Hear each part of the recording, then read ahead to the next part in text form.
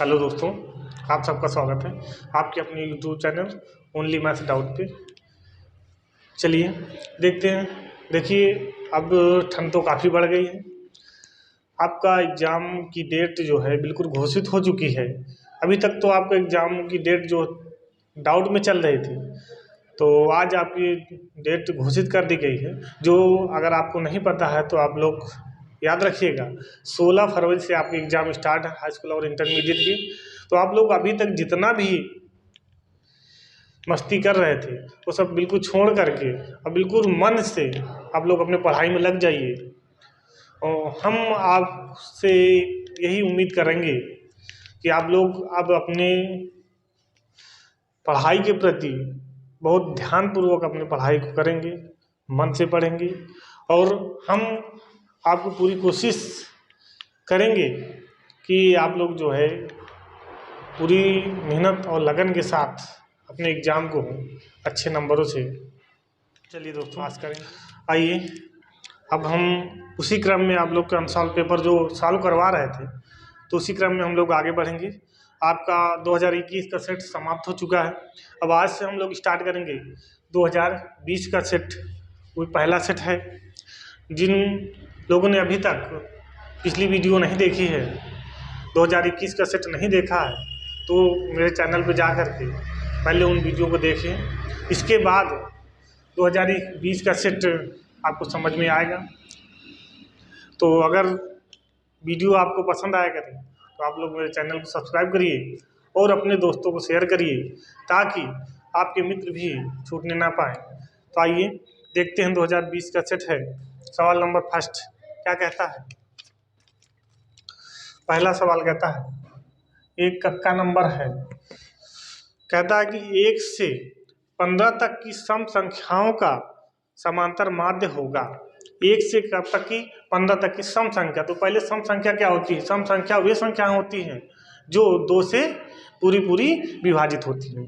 ठीक है, तो आइए, तो कौन कौन सी संख्याएं हैं? तो हो जाएगा आपका 2, 4, 6, 8, 10, 12 और 14। ठीक है, ये 1 से कितने तक की हो गई? 15 तक की संख्या। अब कहता है कि इनके समांतर माध्य, तो समांतर माध्य निकालने का फार्मूला क्या होता है? समांतर माध्य बराबर माध्य बराबर क्या होता है? कुल पदों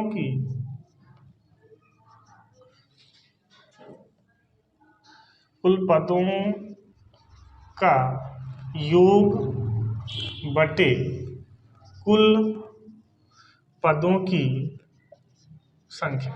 क्या होता है? कुल पदों की संख्या। तो कुल पदों का योग क्या है? तो ये 2, 4, 6, 8, 10, 12, 14।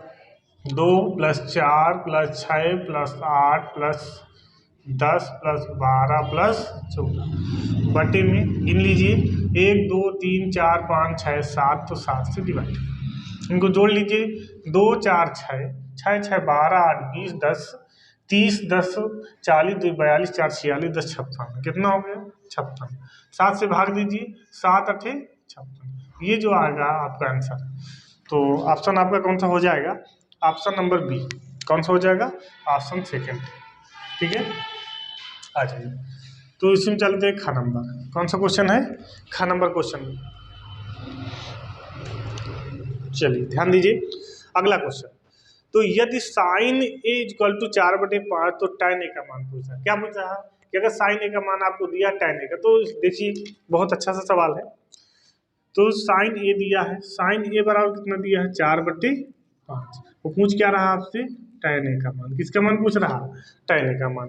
तो देखिए, तो आपके पास एक फार्मूला होता है cos ए का। तो cos ए बराबर क्या होता है? √1 - sin² ए। तो इससे हम निकाल लेंगे cos ए का। तो 1 - 4/5 का होल स्क्वायर। तो हो जाएगा 1 - 4 चौको 16, 5 पचम 25।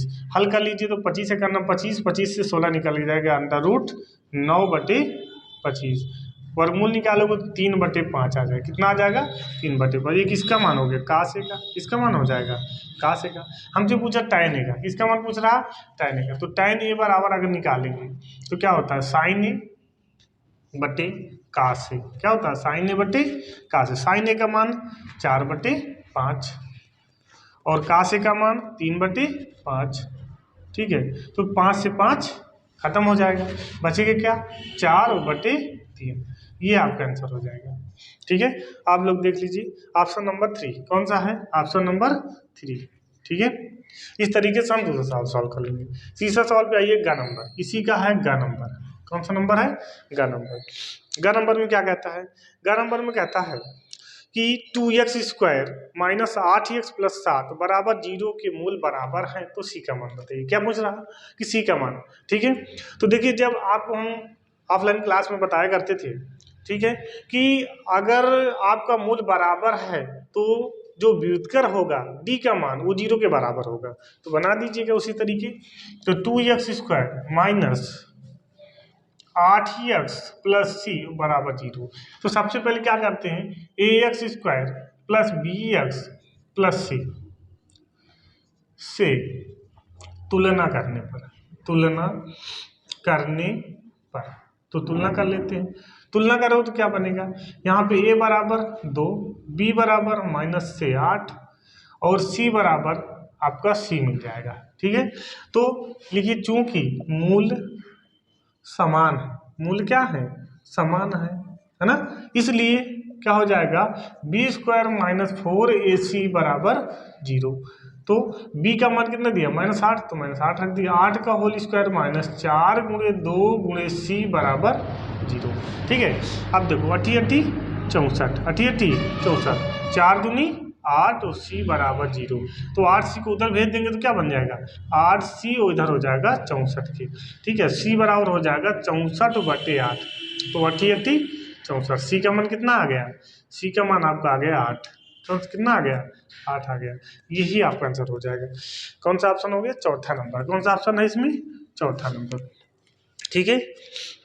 आप लोग देख लीजिए और स्क्रीनशॉट भी आप लोग ले सकते हैं, ले लीजिए। चलिए तो हो गया स्क्रीनशॉट ले लिए होंगे, ठीक है। आइए चलते हैं अगले नंबर पे। कौन से नंबर पे, अगले नंबर पे चलते हैं। देखिए मेहनत करिएगा, ज़बरदस्त मेहनत करिए सभी लोग, ठीक है, ताकि आपका रिजल्ट बहुत ही अच्छा बन जाए।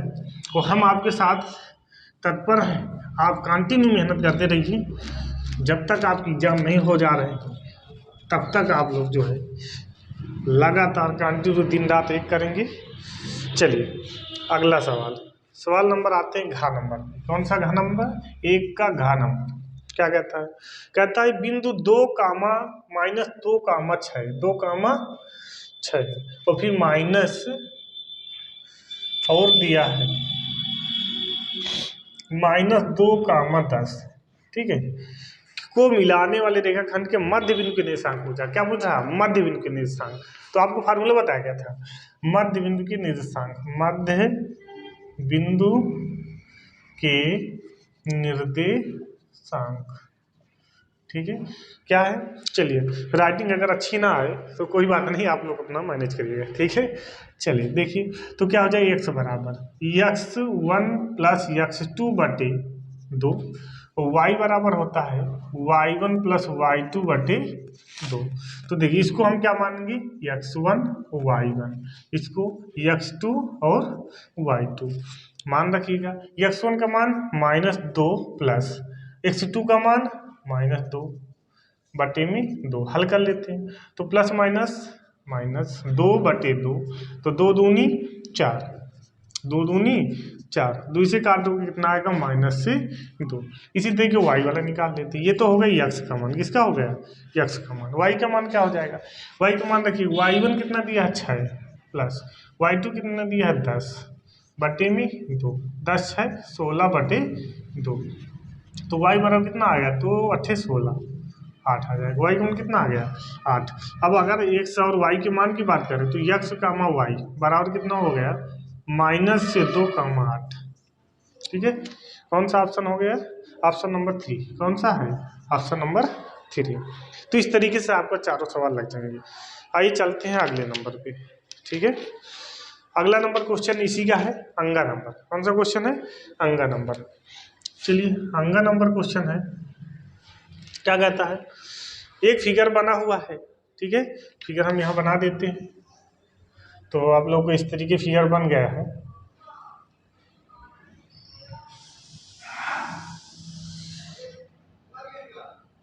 और यहाँ भी इसका केंद्र बनाया गया है, आप लोग बिल्कुल सही से बना लेना, ठीक है, इस तरीके, ठीक है। अब कहता है कि ये वाला जो कोण है वो 110 अंश है, ये जो दिया है P और Q दिया हुआ है, और ये T दिया है, तो आपसे ये कोण पूछ रहा है, ठीक है। फिर से हम सवाल को पढ़ रहे हैं, ध्यान दीजिएगा। कहता है कि यदि TP तथा TQ केंद्र O वाले किसी वृत्त पर दो स्पर्श रेखा इस प्रकार है कि कोण POQ बराबर 110 अंश और PTQ का मान बताइए, ये आपसे पूछ रहा है, ठीक है। तो आपको मालूम है, तो लिखिए चतुर्भुज POQ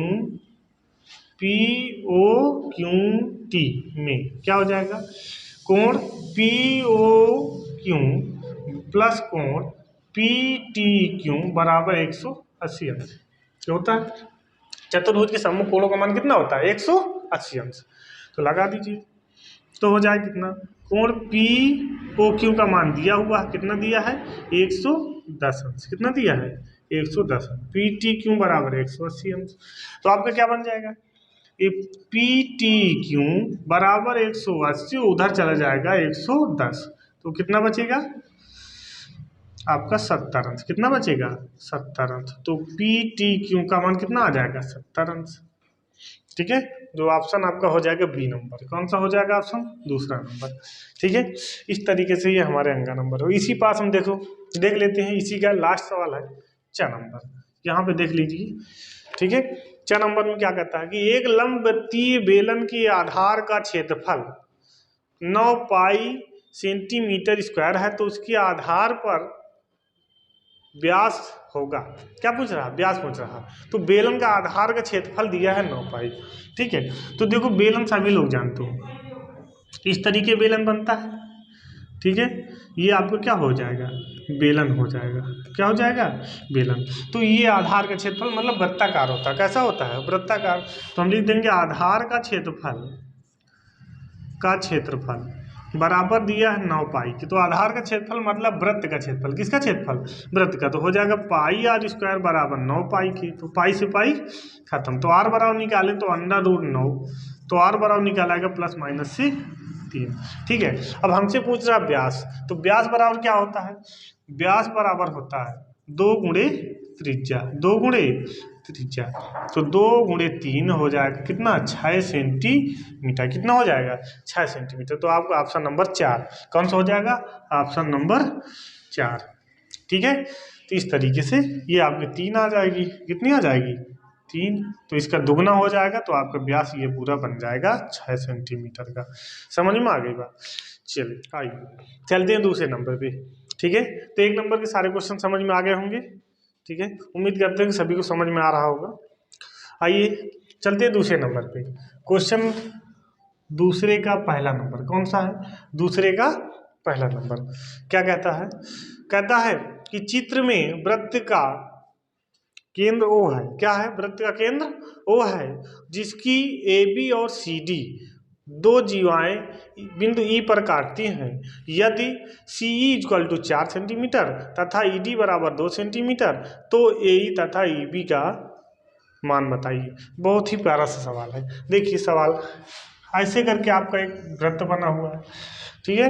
और कहता है 2 जीवाएं हैं, एक जीवा ये है और एक दूसरी जीवा ये है, जिसका नाम है इसका A, इसका नाम है B, और यहाँ पे एक दूसरे को E पर काटती हैं, और ये हो जाएगा C, और यहाँ हो गया केंद्र O, तो यहाँ पे दिया है D। तो यहाँ से जो यहाँ तक की 2 सेंटीमीटर, और यहाँ से जो यहाँ तक है वो 4 सेंटीमीटर, ठीक है। इस तरीके सवाल में दिया हुआ पूछ रहा है कि AE गुणे EB का मान बताइए, ठीक है। तो देखिए आपको पता होगा कि जीवा वाला जो प्रमेय है, उसकी प्रमेय से क्या होती है कि एक ही वृत्त को अगर 2 जीवाएं आपस में प्रतिच्छेद करती है, तो उनके दोनों को गुणन कटान बिंदु से जो दोनों को गुणनफल है वो बराबर होता है, ठीक है। तो ये दोनों जीवाएं क्या होंगी, दोनों को गुणनफल बराबर हो जाए, तो इसका इसके गुणे के बराबर, ये इसके गुणे के बराबर, तो हो जाए क्या आपका, तो बन जाए क्या, तो CE गुणे ED बराबर, और इधर हो जाएगा ए ई गुणे बी, क्या हो जाएगा ए ई गुणे बी। तो सी कितना दिया है, सी आपका दिया 4 गुणे, और ई डी मतलब दिया आपका 2 बराबर ए ई गुणे बी। ठीक है, अब 4 दूनी 8 सेंटीमीटर, तो ए ई गुणे बी का मान कितना आ जाएगा 8 सेंटीमीटर। ठीक है, बहुत प्यारा सा सवाल था, यही आपका आंसर हो जाएगा। समझ में आ गई बात। आइए दूसरे का दूसरा नंबर कौन सा है, खा नंबर। इसमें कौन सा नंबर, ये का नंबर था और ये खा नंबर है। खा नंबर में क्या कहता है, कहता है कासेक 42 अंश का बटे सेक 48 अंश का मान बताइए।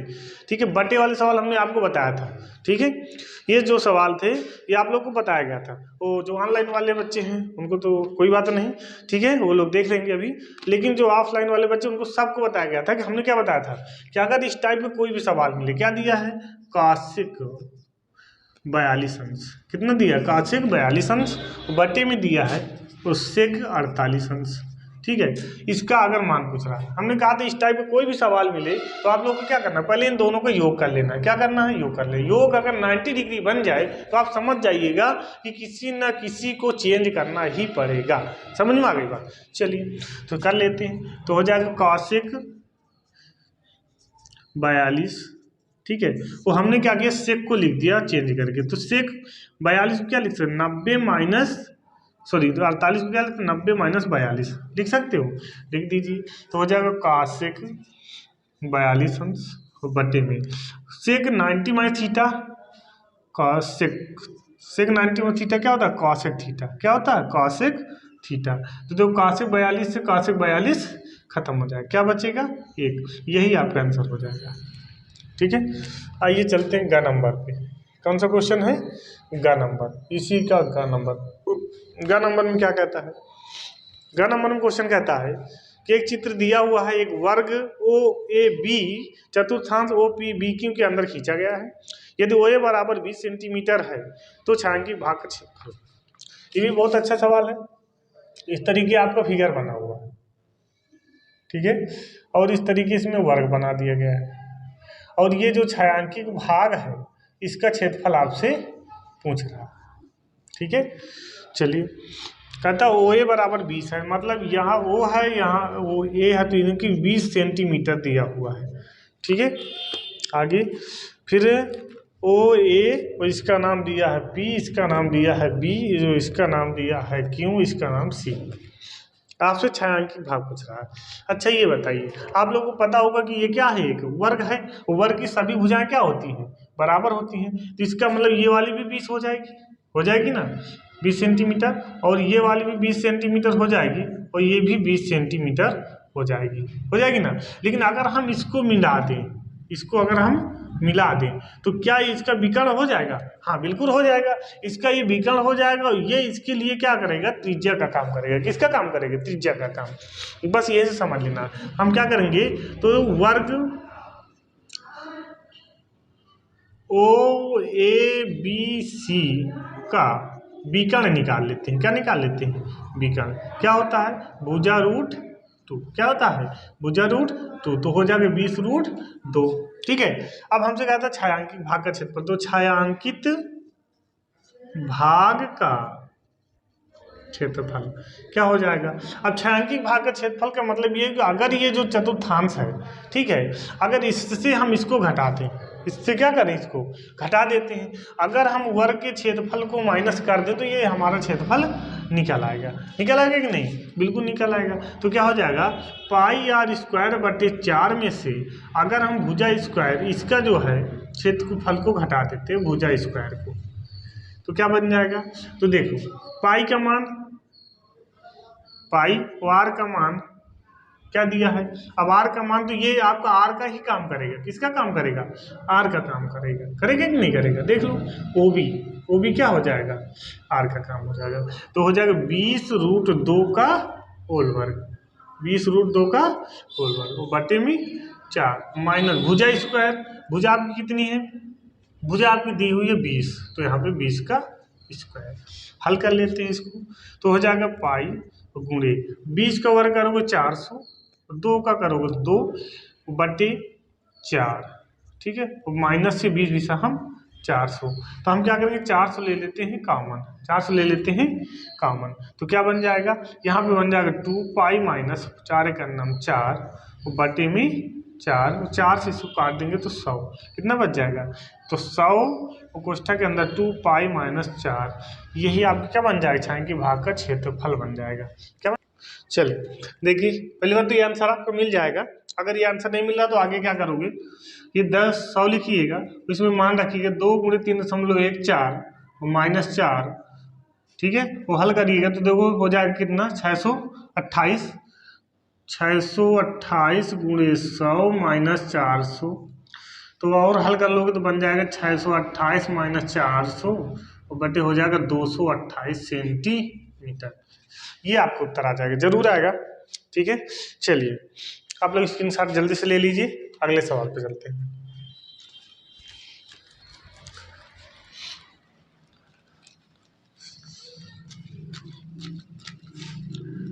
बड़ा ही अच्छा सवाल था ये, तो इस टाइप का अगर कोई भी सवाल आएगा तो भी आप लोग आसानी से कर लोगे,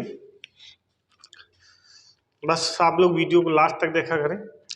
अगला सवाल घ नंबर है इसी का, ये प्रायिकता से आप प्रायिकता आपकी कट गई है, लेकिन ये सवाल मिल गया तो हम इसको करवा दे रहे हैं। तो कहता है एक पासे को एक बार उछालने पर आभास संख्या प्राप्त होने की प्रायिकता बताइए। जिससे कि आप लोग जानते हो कि पासा होता है, तो पासे में अगर देखा जाए तो कितनी संख्याएं होती है आपको पता होगी, कितनी संख्या होती है 6, कौन कौन सी होती हैं, तो पासों की, तो पासे में संख्याएं क्या होती हैं, संख्या होती है 1 2 3 4 5 और 6। लेकिन अगर आभास संख्या की बात करें तो बताइए आभास संख्या कितनी होती है, आभास संख्या 1, इसके बाद 2, इसके बाद 3, कितनी हो गई टोटल 3 संख्या, कितनी हो गई 3 संख्या। तो अब अगर इसकी प्रायिकता निकालना है तो प्रायिकता का फार्मूला क्या होता है, प्रायिकता बराबर हो जाएगा अनुकूल संभावनाओं की संख्या, अनुकूल संभावनाओं की संख्या है ना, संभावनाओं की संख्या क्या हो जाएगा बटे कुल संख्या, कुल संख्या मतलब पासे में कुल कितनी संख्या होती है। तो देखो अब यहाँ आभाज्य संख्या कह रहा है, तो आभाज्य संख्या कितनी है 3 है, और कुल संख्या कितनी है 1 2 3 4 5 6, कितनी है 6, 3 एक नाम 3 3 दूनी 6, तो आपका आंसर कितना आ जाएगा 1/2। पर एक तो बहुत सरल चैप्टर है, बट बात ये है कि आपकी इसमें टॉपिक में कट चुका है, लेकिन एक सवाल मिल गया था तो हमने करवा दिया। ठीक है, चलिए आगे चलते हैं नेक्स्ट सवाल पे। नेक्स्ट सवाल क्या कहता है 3 नंबर, क्वेश्चन नंबर 3 पे आइएगा। 3 क्या कहता है, क्वेश्चन नंबर 3 कहता है कि द्विघात समीकरण x² + 2bx - a² - b² को हल कीजिए। क्या कहता है कि द्विघात समीकरण 3 का है, ठीक है, तो थोड़ा से देखिएगा x² + 2bx - a² - b², ठीक है, बराबर 0, इसको सॉल्व करना है। ठीक है, हम इसको तरीका बता दे रहे हैं कि आप लोगों के लिए छोड़ दे रहे हैं। ठीक है, ये आपको होमवर्क के रूप में आपको करना है। क्या करना है, इसमें आपको सबसे पहले ax² + bx, तो यहाँ कैपिटल मान लेना, ax² + bx + c बराबर 0 से तुलना करना है। क्या करना है, तुलना कर लेना।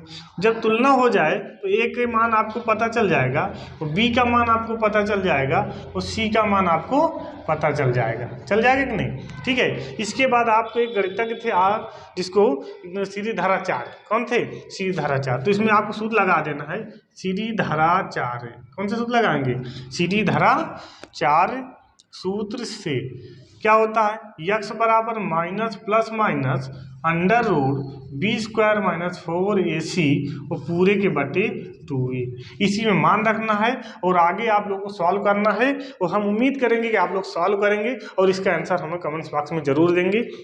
ठीक है, तो आज की क्लास में हम लोग इतना ही पढ़ेंगे, आगे भी नेक्स्ट क्लास में पढ़ेंगे। ठीक है, तो अगर वीडियो आपको अच्छी लगा करे तो आप लोग मेरे चैनल को सब्सक्राइब करिए और अपने दोस्तों को शेयर ज़रूर करें।